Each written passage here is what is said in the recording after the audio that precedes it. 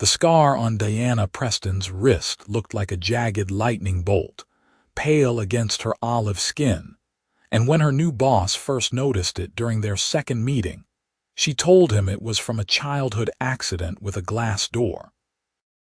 Graham Pierce had nodded, his dark eyes lingering on the mark for just a moment before returning to the quarterly reports spread across the mahogany conference table. He was the kind of CEO who noticed everything, the 32-year-old wonderkind who had transformed his family's struggling textile business into a fashion empire worth $300 million. Deanna had been hired as his executive assistant 3 weeks ago, replacing someone who had lasted exactly 4 months before burning out from the demanding schedule. Deanna was 26, sharp-minded and quick on her feet, with an economics degree from Boston University and 5 years of experience navigating corporate environments. She dressed impeccably in tailored blazers and pencil skirts, her dark hair always pulled back in a sleek bun, her makeup minimal but perfect. She had learned early that presentation mattered, that people judged you in the first 3 seconds, and she never gave them a reason to doubt her competence. The offices of Pierce Fashion Group occupied the top 3 floors of a glass tower in Manhattan's Garment District. Floor-to-ceiling windows offered views of the Hudson River, and the interior design was all clean lines and neutral tones punctuated by bursts of color from fabric samples and mood boards. Graham's corner office was surprisingly modest for someone of his wealth, furnished with a simple desk, comfortable chairs, and shelves lined with books about business strategy, textile manufacturing, and surprisingly, poetry. "We have the Milan presentation in 2 weeks," Graham said that morning, not looking up from his laptop. "I need you to coordinate with the design team and make sure all the samples are ready. Also, book the flights. I want us there 2 days early to handle any issues." "Already done," Deanna replied, her fingers flying across her tablet. "I confirmed the venue yesterday and arranged meetings with 3 potential fabric suppliers while we're there. Your schedule is clear except for the Times interview on Tuesday." Graham finally looked up and something flickered in his expression. Surprise, maybe, or appreciation. "You're efficient. That's what you pay me for. The last assistant couldn't handle the travel schedule. I'm not the last assistant." The corner of his mouth twitched, not quite a smile but close. "No, you're not." Diana had researched Graham extensively before accepting the position. The business magazines called him a visionary, someone who understood both the creative and financial sides of fashion. He had taken over the company at 28 when his father suffered a stroke, and within 2 years had restructured everything, bringing in young designers, streamlining production, and launching a sustainable fashion line that won awards and attracted investors. He was handsome in an austere way, tall and lean with sharp cheekbones and dark hair that always looked slightly disheveled despite his expensive suits. He never wore a tie, preferring open collars that somehow made him look more authoritative rather than casual.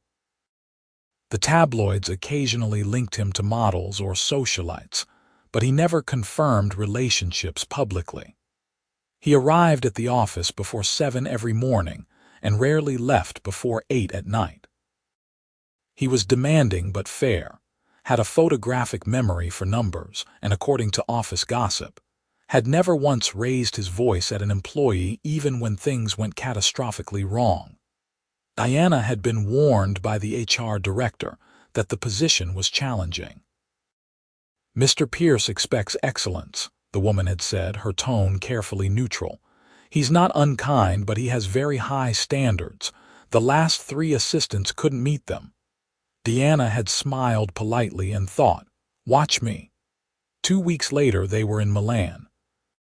The presentation went flawlessly. The buyers loved the new sustainable line. and Graham secured contracts worth $12 million over champagne and handshakes at an exclusive restaurant overlooking the Duomo. Deanna had anticipated every need, every document, every introduction, staying 3 steps ahead throughout the entire trip. They returned to the hotel near midnight, both exhausted but energized by success. The lobby was quiet, all marble and dim lighting. Graham loosened his collar as they waited for the elevator. "You did exceptional work today," he said, his voice lower than usual, rougher with fatigue. "Thank you. I mean it. I've never had an assistant who understood the business this well." Deanna felt warmth spread through her chest. Praise from Graham Pierce meant something. "I study the industry. It helps to understand context."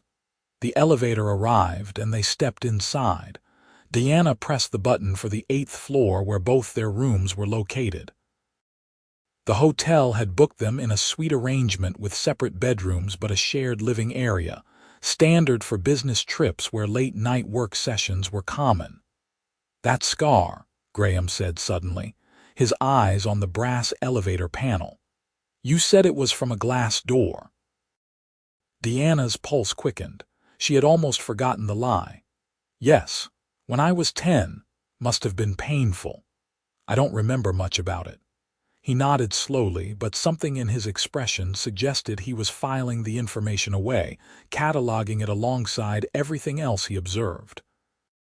The elevator doors opened, and they walked to the suite in silence.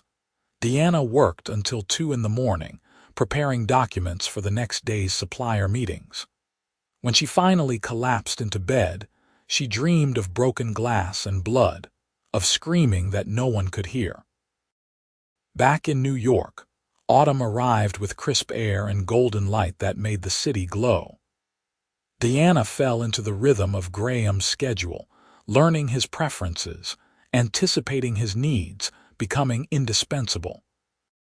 She managed his calendar with precision, handled difficult clients with diplomacy, and coordinated with department heads who initially resented taking direction from the new girl, but quickly learned she spoke with Graham's authority. They worked closely, often side by side, and Deanna found herself noticing things about him that had nothing to do with business.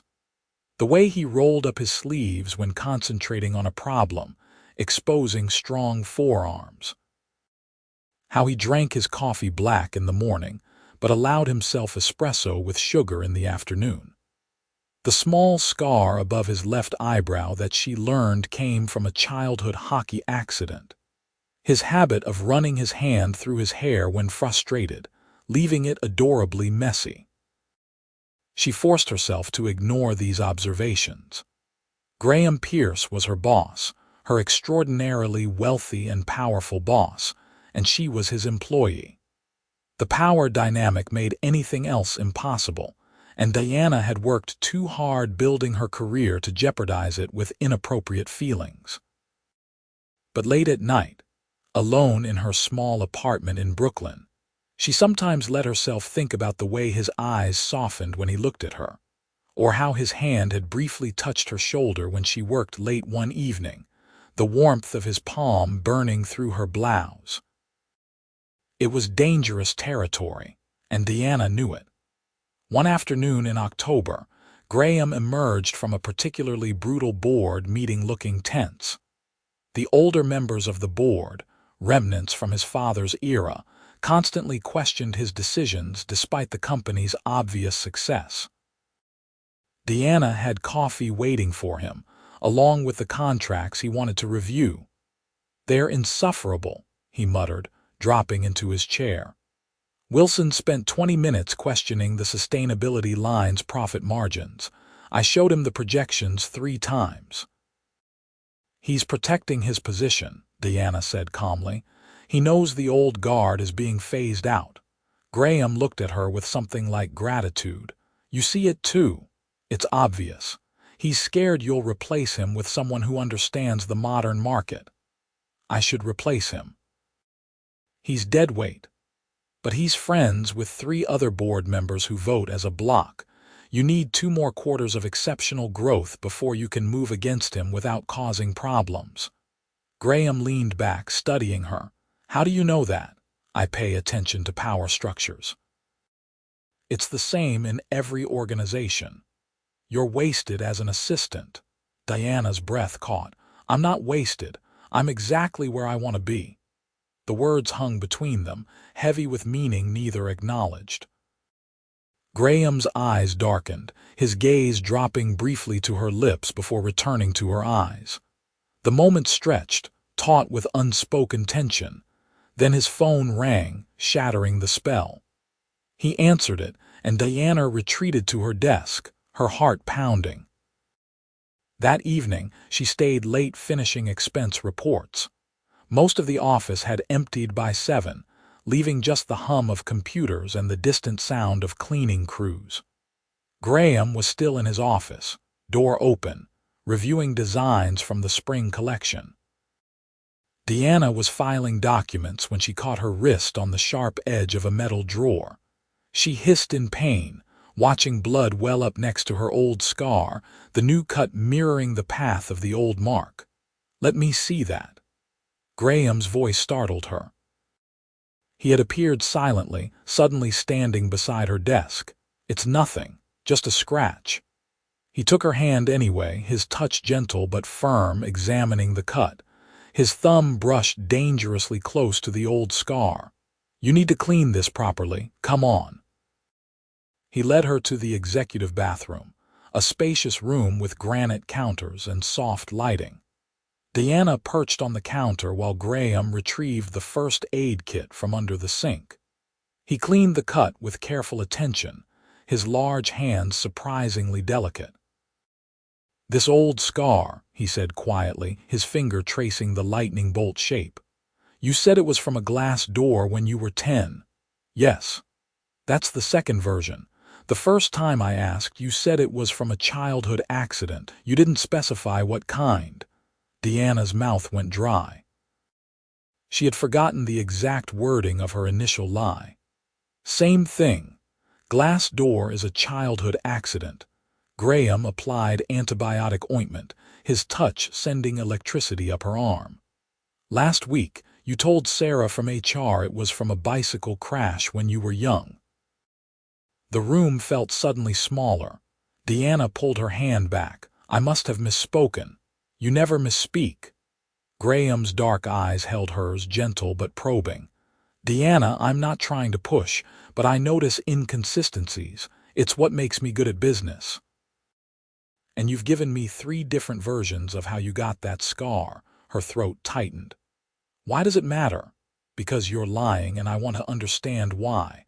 Not because I demand to know your secrets, but because—" He paused, seeming to struggle with words. "Because I care about you. And whatever happened that left that mark, it still hurts you. I can see it sometimes when you think no one's watching. You touch it and your face changes." Tears burned behind Diana's eyes. She blinked them back furiously. "You're imagining things." "I'm not." His voice was soft, almost tender. "But I'm not going to force you to tell me. Whatever it is, whenever you're ready, I'll listen. And if you're never ready, that's okay too. I just want you to know that I see you, Diana. Really see you. And whatever you're carrying, you don't have to carry it alone." The kindness in his voice nearly broke her. She wanted to tell him everything, to unburden herself of the weight she had carried for so many years. But the words stuck in her throat, tangled with shame and fear.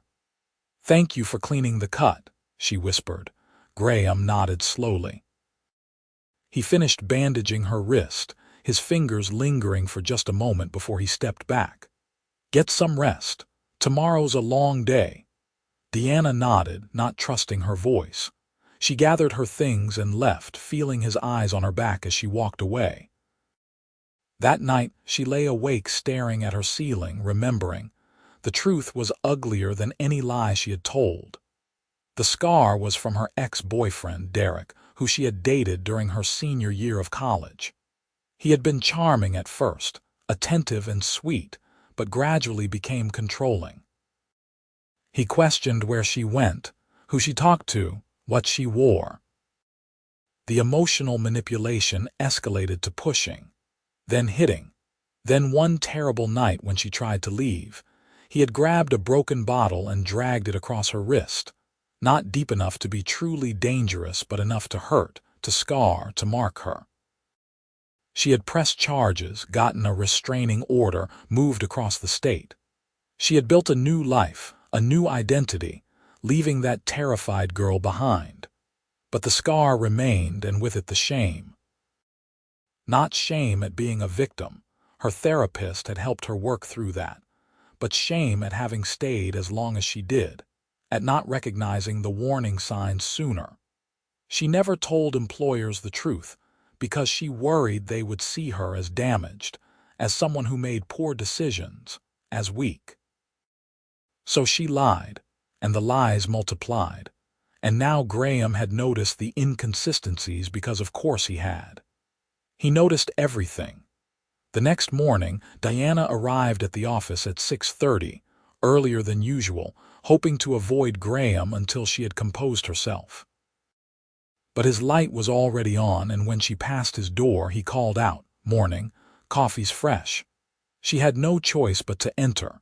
He looked tired, as if he had slept as poorly as she had, his shirt slightly rumpled, hair uncombed. "You're here early," she said. "Couldn't sleep." He studied her face. "You either, by the look of it." "I'm fine. Diana." He stood, walking around his desk but keeping distance between them. "I meant what I said last night. I'm not going to push, but I'm also not going to pretend I didn't notice. So I want to establish something clearly. Whatever your past holds, whatever you're protecting, it doesn't change how I see you professionally or personally. You're brilliant, capable, and strong. Nothing you could tell me would change that assessment."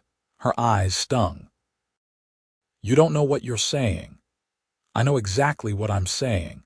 I've built my career on reading people, understanding motivations, seeing potential, and I see yours. It's exceptional." Diana swallowed hard. "Thank you. Now, shall we tackle today's agenda? We have the design review at 9. Just like that, he let it go. But Diana could see in his eyes that he hadn't forgotten, would never forget. He had filed it away in that precise mind of his, holding space for the truth whenever she was ready to give it. The weeks passed, and their professional partnership deepened into something richer. They developed a shorthand, communicating with glances and half-sentences. Graham trusted her with sensitive information, asked her opinion on major decisions, included her in strategy sessions usually reserved for executives. The other assistants gossiped about her rapid rise, but Diana ignored it, focused on doing exceptional work. What she couldn't ignore was the growing tension between them, the awareness that hummed in the air whenever they were alone. The way Graham's hand would linger when passing her documents, how his eyes followed her across a room. The protective way he positioned himself at business dinners when other men tried to flirt with her. Diana felt it too, the pull toward him that was becoming harder to resist. She caught herself watching him during meetings, admiring the sharp intelligence in his eyes, the commanding presence he brought to negotiations. She noticed how he was always respectful to everyone regardless of position, how he remembered the names of the cleaning crew and asked about their families, how he quietly donated enormous sums to charity without seeking publicity. He was good, not just successful but genuinely good, and that terrified her because it made him impossible not to fall for. It all came to a head in November, during a business trip to Los Angeles. Pierce Fashion Group was opening a flagship store on Rodeo Drive, and the launch party attracted celebrities, influencers, and major retail buyers. Diana coordinated everything, from the catering to the lighting to the gift bags, ensuring every detail was perfect. The party was a triumph. Graham moved through the crowd with easy confidence, making connections, sealing deals, charming everyone he spoke to. He looked devastating in a black suit, commanding every room he entered. Diana watched from the sidelines, managing logistics, solving problems as they arose. Near midnight, when most guests had left, Graham found her on the balcony overlooking the glittering city. She had kicked off her heels, her feet aching from hours of standing, and was leaning against the railing enjoying the cool air. "There you are," he said softly. "I've been looking for you. Just needed some air. It's beautiful up here." He joined her at the railing, close enough that their shoulders almost touched. "You made tonight happen. The buyers were blown away. You closed the deals. I just arranged the venue, Diana." His voice was serious. "Why do you always minimize your contributions?" She turned to look at him, surprised by the intensity in his question. "I don't. I just recognize my role." "Your role is essential. You're not just my assistant. You're my partner in building this company. I need you to understand that." Her heart hammered. "Graham." "I know the power dynamic complicates things," he continued, his eyes searching hers. "I know I'm your boss and that makes this inappropriate, but I can't keep pretending I don't feel something for you. It's not just professional admiration, Diana. It's more." It's been more for months. She couldn't breathe. Everything she had been feeling, everything she had forced herself to suppress, suddenly rose to the surface. "We can't. It's too complicated." "I know. That's why I haven't said anything. That's why I've tried to keep distance. But tonight, watching you work, seeing how incredible you are, I can't stay silent anymore. I'm not asking you to do anything about it. I just need you to know. You're extraordinary, and what I feel for you goes far beyond anything professional." Diana's hands trembled. She gripped the railing, torn between desire and fear. "There are things you don't know about me. The scar. It's part of it." Graham turned to face her fully, his expression open and honest. "Then tell me. Not because you owe me the information, but because keeping it inside is hurting you." "I can see it, Diana. Whatever happened, it's still affecting you." The words rose in her throat, desperate to escape. She looked into his eyes, saw nothing but acceptance and care, and made a decision. "I lied about the scar," she whispered. "All 3 times. It wasn't a glass door or a bicycle accident. It was my ex-boyfriend. His name was Derek. We dated during my senior year of college. He was abusive, emotionally and physically. When I finally tried to leave, he used a broken bottle. He wanted to mark me to make sure I remembered him." Graham's jaw tightened, anger flashing in his eyes, but his voice remained gentle. "God, Diana, I'm so sorry. I pressed charges, got a restraining order, built a new life. But I've never told an employer the truth, because I was afraid they would see me as damaged or weak or someone who makes bad decisions. You're none of those things." Graham's hand covered hers on the railing, warm and solid. "You survived something terrible. You protected yourself. You built a successful career. That's not weakness. That's incredible strength." Tears spilled down her cheeks. "I stayed with him for almost a year. I didn't see the warning signs. I let it get that bad." "No." His voice was firm. "He manipulated you. Abusers are experts at manipulation. Nothing that happened was your fault. Nothing." Diana sobbed, months of held-back emotion finally breaking free. Graham pulled her into his arms, holding her as she cried, his hands stroking her hair, murmuring reassurances. "You're safe now," he said quietly. "I've got you. You're safe." They stood like that for a long time, the city lights twinkling below, the night air cool against their skin. Slowly, Diana's tears subsided. She pulled back, embarrassed. "I'm sorry. That was unprofessional. Stop apologizing for being human." Graham's thumbs wiped the tears from her cheeks, his touch achingly tender. "Thank you for trusting me with the truth. You noticed the inconsistencies. You wouldn't let it go. I didn't push." "No, you didn't. But you didn't forget either. You held space for the truth until I was ready." She looked up at him, seeing him clearly for the first time without the barrier of her secrets. "Why do you care so much?" "Because I'm falling in love with you," he said simply. "I've been falling for months. The way your mind works, your attention to detail, how you handle pressure. Your strength and grace. The way you bite your lip when concentrating. How you always have gum ready because you know I quit smoking 3 years ago and still crave something when stressed. You see me, really see me, not just the CEO or the money. And I see you, Diana. All of you, including the scars. Especially the scars because they're part of your story and your story is beautiful." Diana couldn't speak. Her heart felt too full, like it might burst. Instead, she rose on her toes and kissed him, pouring everything she felt into the press of her lips against his. Graham responded immediately, one hand cupping her face, the other wrapping around her waist, pulling her close. The kiss was gentle at first, tentative, then deepened into something passionate and desperate. Months of tension finally released. When they broke apart, both breathing hard, Graham rested his forehead against hers. "We should probably talk about the implications." "Probably. There will be gossip, HR policies to navigate. I won't risk your career." "I'm more worried about yours," he laughed softly.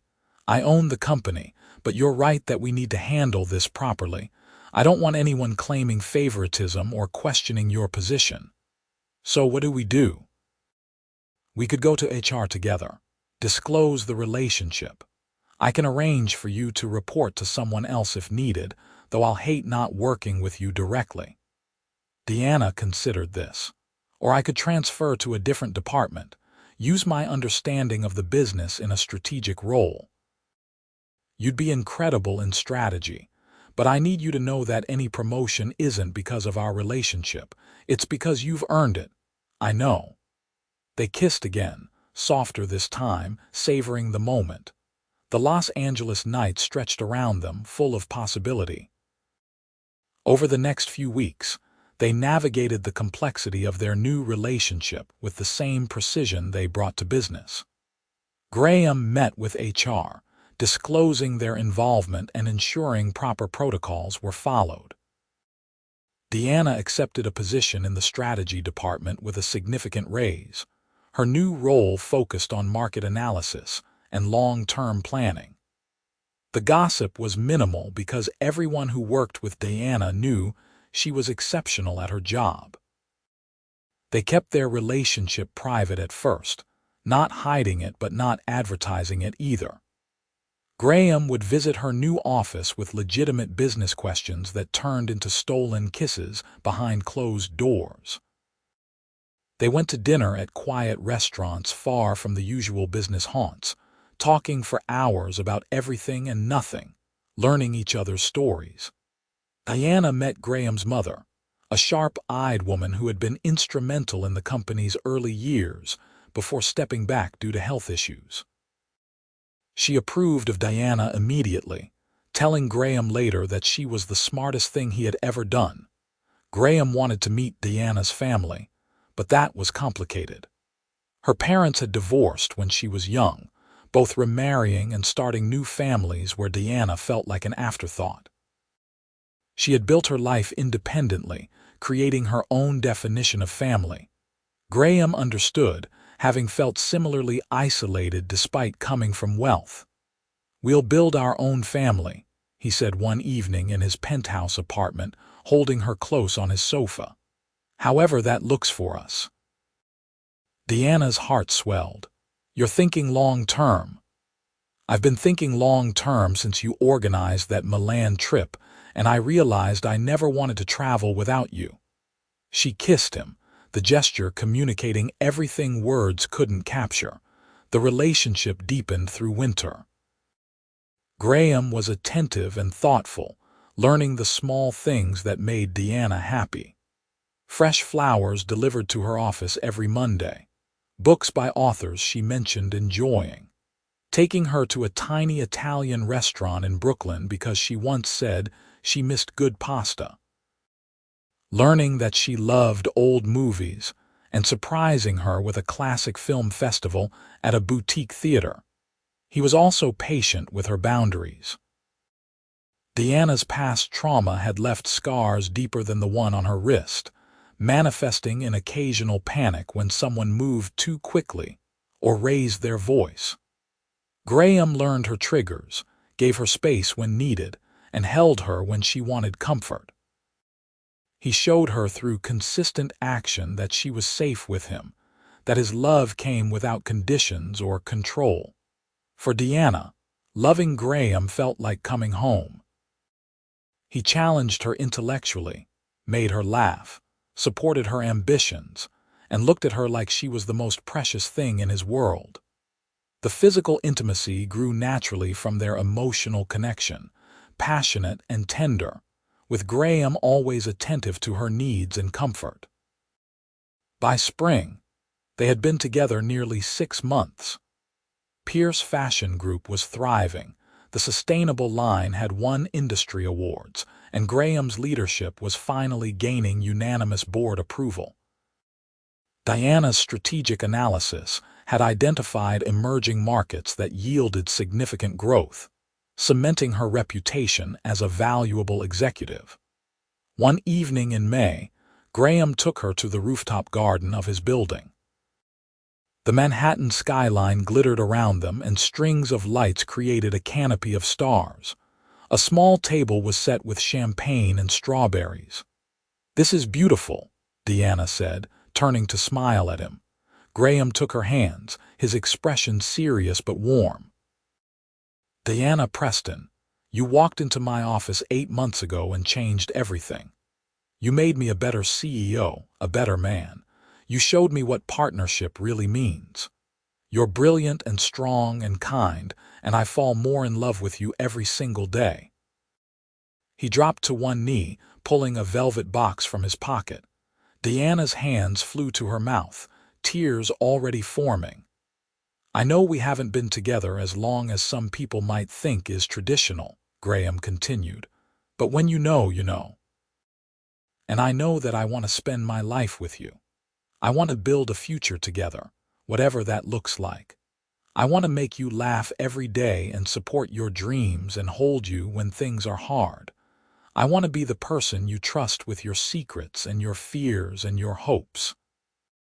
"Deanna, will you marry me?" He opened the box, revealing a stunning ring, an emerald-cut diamond set in platinum with smaller stones creating a delicate pattern on the band. It was elegant and unique, exactly her taste. "Yes," she whispered, then louder. "Yes, absolutely yes." Graham slipped the ring onto her finger, then stood and swept her into his arms, kissing her deeply. Deanna laughed against his mouth, joy bubbling up from some deep place she hadn't known existed. They celebrated with champagne, talking excitedly about the future. Graham wanted a small wedding, something intimate with close friends and family. Deanna agreed, having no interest in a large society affair. They discussed where to live, ultimately deciding to keep Graham's penthouse but renovate to reflect both their tastes. They talked about children someday when the time was right, about traveling together, about growing old side by side. The engagement announcement generated media attention because Graham was a prominent CEO, but they kept most details private. The wedding took place 3 months later in a garden in Connecticut, with about 50 guests. Deanna wore a simple silk gown that made her look ethereal, and Graham couldn't take his eyes off her. They exchanged vows they had written themselves, promising partnership and respect, love and support, adventure and home. Diana's vows included a line about Graham seeing her scars and loving her anyway, which made several guests cry. Graham's vows promised to always be worthy of her trust, to never take her strength for granted, to build a life that honored both their pasts while embracing their future. The reception was joyful and relaxed, full of laughter and good food and dancing under the stars. Graham's mother gave a toast about how Diana had brought light back into her son's life. Diana's former college roommate told an embarrassing story about Diana's terrible cooking skills, which Graham found hilarious. When they finally left for their honeymoon in the Greek islands, they were exhausted but radiantly happy. The honeymoon was perfect. 2 weeks of sunshine and ancient ruins and lazy mornings in bed. They explored Athens and Santorini and Crete, eating fresh fish and drinking local wine, talking about everything and nothing. One afternoon on a secluded beach, Graham traced the scar on Diana's wrist, which she no longer hid under bracelets or long sleeves. "Does it still bother you?" he asked quietly. "Sometimes, but not the way it used to. It's just part of my story now, not the whole story." "I'm glad you told me the truth, even though it took 3 different versions first," Diana laughed. "You never let that go." "I told you I wouldn't. I notice details. It's what makes me a good CEO. And a persistent husband, the best kind." He kissed her wrist, right over the scar, a gesture he had made many times since that night in Los Angeles. It was his way of saying, "I love all of you, including the parts that hurt." They returned to New York tanned and refreshed, ready to tackle their careers with renewed energy. Diana had been promoted to Vice President of Strategy, overseeing a team of analysts and working directly with the executive board. She was brilliant in the role, her insights driving company growth and innovation. Graham continued leading the company to new heights, but he maintained better work-life balance now, always making time for dinner with Diana, for weekend getaways, for quiet evenings at home. His success felt more meaningful because he had someone to share it with. A year into their marriage, Diana missed her period. She took 3 pregnancy tests before believing the results, then surprised Graham at the office with a tiny pair of baby shoes. His reaction was everything she could have hoped for: shock, then pure joy, spinning her around and kissing her until they were both laughing and crying. He immediately started planning, researching parenting books and pediatricians and preschools, his organizational skills fully engaged. "The baby isn't even born yet," Diana teased. "We have time. I want to be prepared. I want to be the best father possible. You will be. You're already the best husband." The pregnancy was relatively easy. Diana worked until her 7th month, then transitioned to remote work as moving became more difficult. Graham was attentive without being overbearing, attending every doctor's appointment, reading books about childbirth and infant care, taking classes on baby CPR. Their daughter was born on a snowy January morning, arriving 3 weeks early but perfectly healthy. They named her Sophie Grace Pierce, and she had Diana's dark eyes and Graham's strong features. Holding her for the first time, Diana felt a love so fierce it was almost frightening, understanding finally what people meant about a parent's protective instinct. Graham was besotted, handling diaper changes and midnight feedings with the same precision he brought to business negotiations. He took paternity leave, spending 6 weeks at home bonding with Sophie, and Diana fell in love with him all over again watching him with their daughter. The first few months were exhausting but wonderful. They navigated sleepless nights and endless laundry, and the learning curve of new parenthood together, supporting each other through the challenges. Diana's body bore new scars from childbirth, stretch marks across her belly that she viewed with mixed feelings. "More beautiful stories," Graham said one night, tracing the silvery lines. "Your body did an incredible thing. I look different. You look like a woman who created life. That's powerful and beautiful." Diana kissed him, grateful again for his consistent love and acceptance. As Sophie grew, they adjusted to their new normal. Diana returned to work part-time, then full-time with flexible hours. Graham restructured his schedule to be home for dinner most nights. They hired a nanny they both trusted, but made sure to maximize their time with Sophie. Watching their daughter grow was magical. Her first smile, first laugh, first steps, all felt like miracles. Deanna would sometimes look at her life and marvel at how far she had come from that scared college girl with fresh scars and a broken heart. She had built something beautiful, a career she loved, a marriage based on trust and respect, a daughter who would grow up knowing she was loved unconditionally. The past still existed, the scar on her wrist a permanent reminder, but it no longer defined her. One evening when Sophie was 2, the three of them were playing in the living room. Sophie brought Graham a book, demanding he read it for the 100th time, and he complied with exaggerated voices that made her giggle. Deanna watched them, her heart full.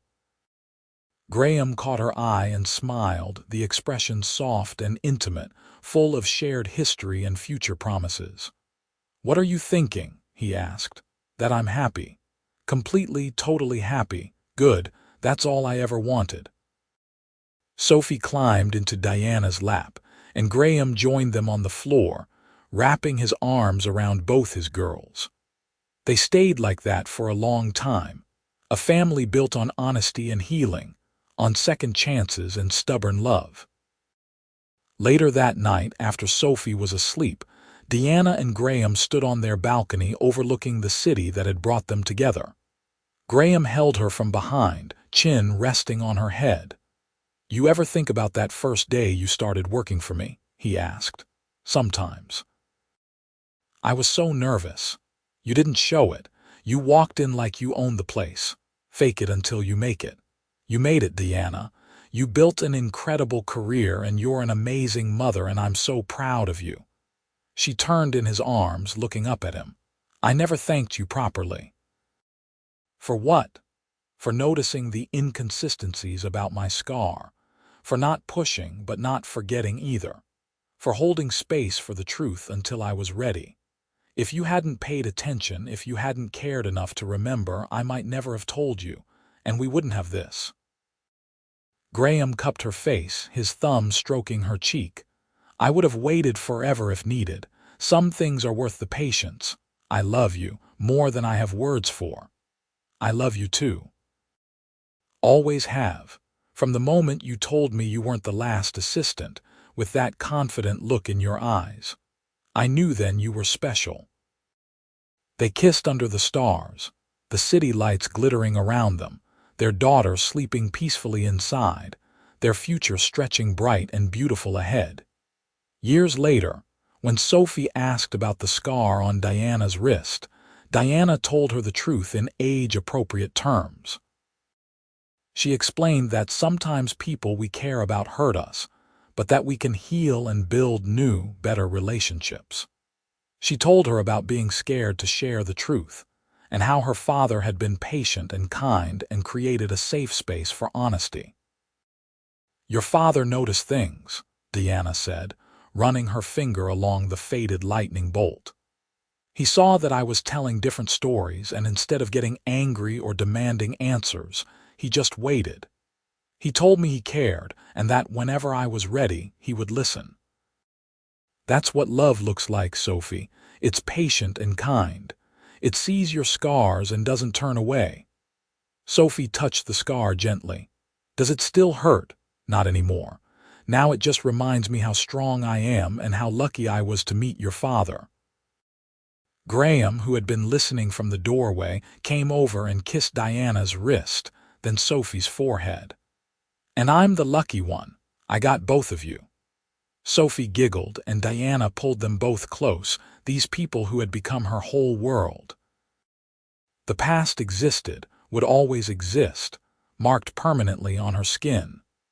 But it was just one chapter in a much larger story, one that included healing and love and family and joy. Graham had noticed the inconsistencies, had held onto that knowledge without weaponizing it, had created safety through his patience and care. He had loved her scars and her strength, her vulnerability and her brilliance, all of her without reservation. And Diana had learned that trust was possible again, that love could be gentle and steady, that her story could have a beautiful ending even after a painful beginning. On their 10th wedding anniversary, they returned to that rooftop garden where Graham had proposed. Sophie stayed with Graham's mother, giving them a rare evening alone. They ate strawberries and drank champagne, reminiscing about their journey together. "You remember the business trip to Milan?" Diana asked. "When you first mentioned the scar, I remember everything about those early days. How you handled the presentation flawlessly. How you looked in that blue dress at dinner. How I was already falling for you but couldn't say it. And the night in Los Angeles when I finally told you the truth. You were so brave. I wanted to find that guy and destroy him for hurting you. My protective CEO. Always." Graham pulled her close. "You know what I love most about our story?" "What?" "That it's built on honesty, even when honesty was hard. You trusted me with your truth, and I trusted you with my heart. That foundation has made everything else possible." Diana looked at her husband, this man who had seen her at her most vulnerable and loved her more because of it, who had been patient with her healing and steadfast in his support, who made her laugh and challenged her mind and built a life with her that exceeded anything she had imagined. "I would do it all again," she said. "Every moment, every challenge, every scared breath, because it led me here. To you, to us." They kissed as the city sparkled around them, two people who had found each other across a mahogany conference table and built something extraordinary. The scar on Diana's wrist caught the light, no longer a mark of shame but a symbol of survival, of the strength it took to heal, of the trust it took to love again. Graham had noticed the inconsistencies. He hadn't pushed, but he hadn't forgotten. He had created space for truth, and in that space, love had bloomed. And that patience, that careful attention, that refusal to let details slip away had changed everything. Years from now, when people asked how they fell in love, Diana would smile and touch her wrist, remembering 3 different stories about a scar and a CEO who noticed them all. She would think about how paying attention is an act of love, how patience creates safety, how sometimes the things we hide become the foundation of our deepest connections when we finally find someone worthy of the truth.